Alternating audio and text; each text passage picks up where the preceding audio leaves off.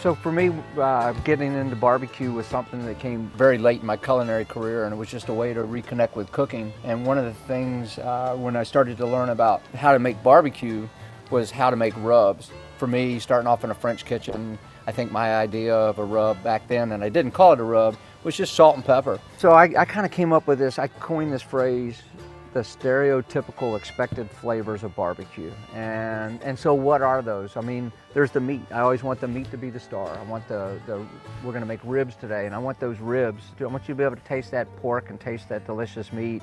And then I want the smoke and the sauce and the seasoning to be supporting backdrop flavors. But I don't want it to be too assertive. I don't want it to overtake the flavor of the meat itself. So we need to use really fresh spices. This is coriander, and it was, you can smell it, it's very floral. Cumin, coriander, peppercorns, I will grind those fresh. And in the commercial setting, you might think of that as a lot of work. You know, do you want to put that much labor into it? But I think if we're gonna make our signature flavors, having really fresh, bold spices versus faded, flat seasonings, I think it makes a difference. As I started, learning like how do you begin to make a rub or a seasoning blend, most of them always start with salt.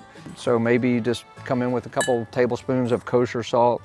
And then we can come in with sweetness, and I like a lot of rubs that don't have any sugars in them at all. Today we're doing ribs, so let's say we're gonna bring in a little sweetness. Do you want it slightly salty or do you want it slightly sweet? And so it becomes this balance. So let's just say we're gonna do 1 tablespoon of sugar. Then it comes into spices. I've got some fresh cracked black pepper here. So we'll come in with a couple of teaspoons of fresh cracked black pepper.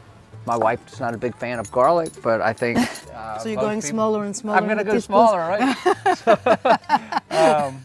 So we'll come in with some granulated garlic. We could come in with some granulated onion. I'm a bigger fan of granulated garlic and granulated onion versus onion powder and garlic powder. If you look at Texas barbecue, they'll have coarse ground black pepper on that brisket or that beef rib, and it's just got a nice textural crunch. And so when it comes to granulated onion and granulated garlic, I like the flavor better, but I also like the mouthfeel. So this is some smoked paprika here. It's got, better flavor than non-smoked paprika. It's gonna bring in a really nice color that we're gonna put on these pork ribs. Do about 1.5 teaspoons. Something that I think every operator should really pay attention to when they're making a spice rub is when you go to use it. Some of these spices will really clump up on you. Cayenne pepper will clump up, paprika will clump up on you, so just shake it up really well. Load it into this little tea bagger.